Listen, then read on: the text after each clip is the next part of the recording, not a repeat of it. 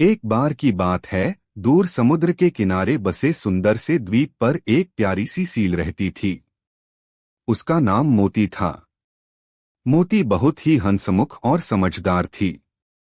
वह रोज सुबह नीले पानी में तैरती, मछलियों के साथ खेलती और धूप में चट्टान पर लेटकर गाना गुनगुनाती।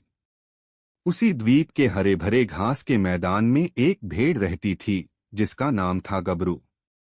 गबरू बहुत ताकतवर था, लेकिन उतना ही गुस्सैल भी।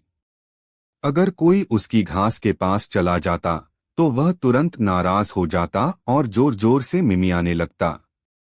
जंगल के बाकी जानवर उससे थोड़ा डरते थे। एक दिन समुद्र में बहुत तेज तूफान आया। ऊंची ऊंची लहरें उठने लगीं। मोती अपनी चट्टान से फिसलकर किनारे के पास आ गई।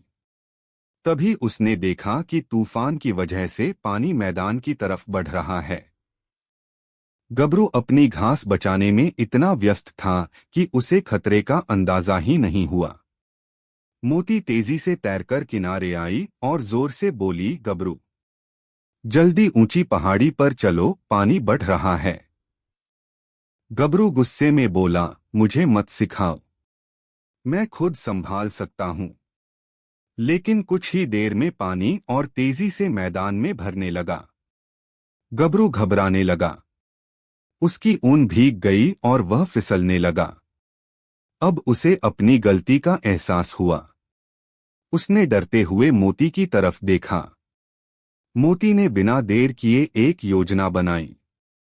उसने पास पड़ी लकड़ी के बड़े टुकड़े को धक्का देकर गबरू के पास पहुंचाया और कहा, इस पर चढ़ जाओ। गबरू किसी तरह उस लकड़ी पर चढ़ गया। मोती उसे धक्का देते हुए सुरक्षित ऊंची पहाड़ी तक ले गई। तूफान शांत होने के बाद गबरू बहुत शर्मिंदा था।